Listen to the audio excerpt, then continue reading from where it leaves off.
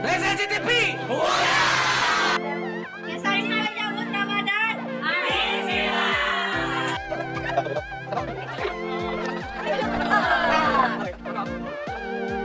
Kami segenap keluarga besar Resesi TV mengucapkan selamat menunaikan ibadah puasa. Yeay.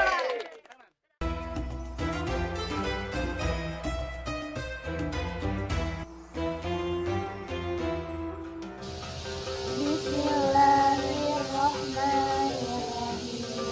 Nawaitu shauma ghadin an adai fardhi syahri Ramadan hadhihi lillahi ta'ala.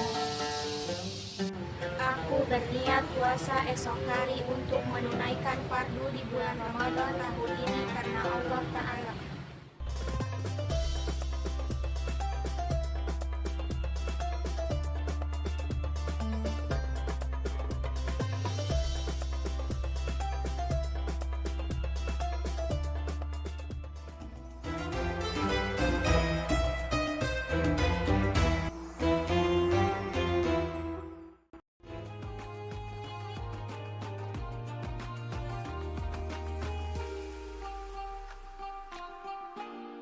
Diriwayatkan dari Abu Hurairah radhiyallahu anhu, Rasulullah shallallahu alaihi wasallam bersabda, ketika Ramadan datang, semua pintu surga dibuka, pintu neraka semua ditutup, dan setan dibelenggu di dalamnya.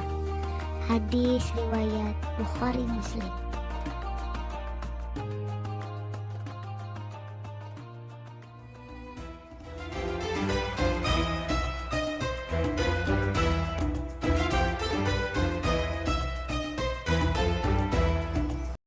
A'udzu billahi minasyaitonir rajim. Bismillahirrahmanirrahim. Wa qadha rabbuka alla ta'budu illa iyyahu wa bil walidaini ihsana. Imma yablughanna 'indaka al-kibara ahaduhuma aw kilahuma فلا تقل لهما أف ولا تنهرهما وقل لهما قولا كريما صدق الله العظيم. Aku berlindung kepada Allah dari godaan setan yang terkutuk dengan menyebut nama Allah yang Maha Pengasih lagi Maha Penyayang. Dan Tuhanmu telah memerintahkan agar kamu jangan menyembah selain Dia, dan hendaklah berbuat baik kepada ibu dan bapakmu. Jika salah seorang di antara keduanya atau kedua-duanya sampai berusia lanjut dalam pemeliharaanmu, maka sekali-kali janganlah engkau mengatakan kepada keduanya perkataan "ah", dan janganlah engkau membentak keduanya, dan ucapkanlah kepada keduanya perkataan yang baik. Maha benar Allah dengan segala firman-Nya.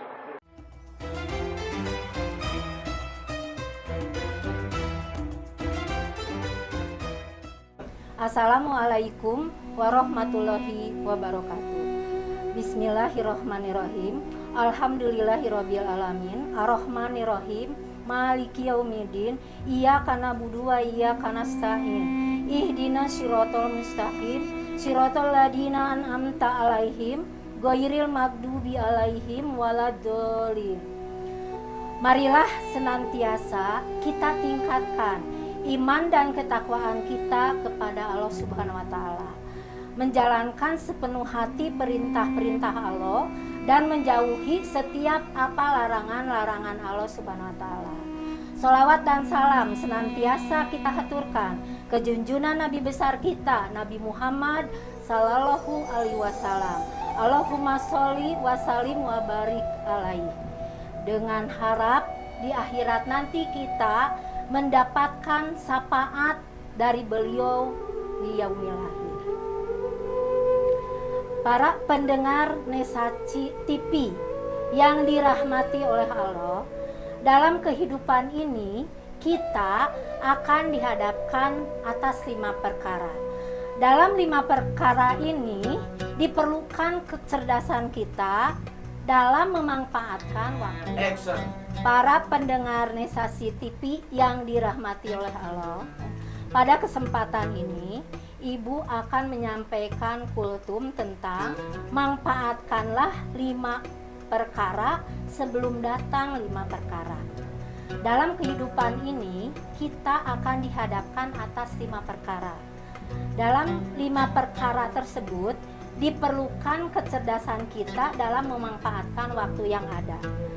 Diriwayatkan oleh sahabat Abdullah Ibnu Abbas RA bahwa Baginda Rasulullah Shallallahu Alaihi Wasallam bersabda, manfaatkanlah 5 perkara sebelum kamu kedatangan 5 perkara demi untuk meraih keselamatan dunia akhirat, yakni masa mudamu sebelum datang masa tuamu, sehatmu sebelum datang sakitmu, masa kayamu sebelum datang fakirmu, waktu luangmu sebelum waktu sibukmu, masa hidupmu sebelum datang kematianmu. Para pendengar Nesatsi TV yang dirahmati oleh Allah, Imam Al-Ghazali dalam kitabnya Ihya Ulumuddin menjelaskan maksud dari hadis tersebut. 1. Muda sebelum tua.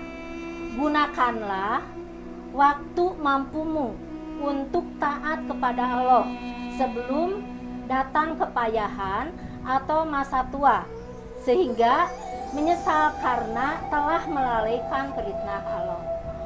Wahai para pemuda, pada saat ini kita sedang dijajah dari sisi imtek. Perkembangan teknologi internet yang sangat luar biasa. Jika hati dan pikiran kita jauh dari Allah Subhanahu wa Ta'ala, ya, sangat mudah di zaman sekarang ini untuk melakukan maksiat kepada Allah Subhanahu wa Ta'ala.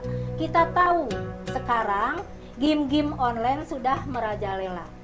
Berapa banyak dari pemuda-pemuda muslim kita yang sudah menjadi pecandu game online?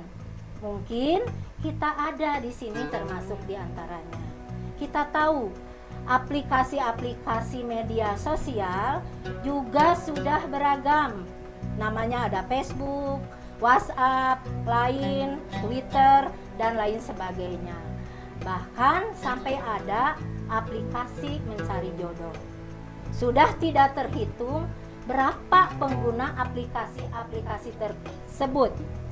Melalui perantara aplikasi itu, sudah berapa banyak pemuda-pemudi kita yang belum menikah, akan tetapi sudah menjalin hubungan khusus yang bisa disebut pacaran. Awalnya hanya chat-chatan saja, tetapi berujung pada perzinahan. Baik itu zina secara langsung maupun zina via virtual. Na'udzubillahi min dzalik. Ya. Kemudian yang kedua, ya, sehat sebelum sakit. Memanfaatkan waktu saat diberi nikmat sehat untuk memperbanyak amal ibadah dan kebaikan sebelum datang waktu sakit, sehingga kita kelak, ya, tidak menyesal saat hari kebangkitan atau hari kiamat dengan membawa bekal amal yang cukup, insya Allah. Kemudian yang ketiga, kayamu sebelum miskin. Imam Ghazali menjelaskan makna dari memanfaatkan masa kaya ini untuk memperbanyak sedekah kepada fakir miskin dengan harta yang kita miliki, sehingga tidak menjadi fakir di dunia dan di akhirat. Kemudian yang keempat adalah waktu luang sebelum sibuk. Manfaatkanlah waktu luang ketika di dunia sebelum sibuk dengan kengerian hari kiamat yang tempat awalnya di alam kubur, sehingga kita selamat, ya, dari siksa dan kehinaan. Kapan waktu luang kita? Yaitu waktu kita berada di dunia, waktu kita hidup di dunia. Ubah pola pikir kita, ya, dalam hidup ini. Jangan nunggu waktu luang untuk beribadah kepada Allah Subhanahu wa Ta'ala, tapi luangkan waktu untuk beribadah kepada Allah Subhanahu wa Ta'ala.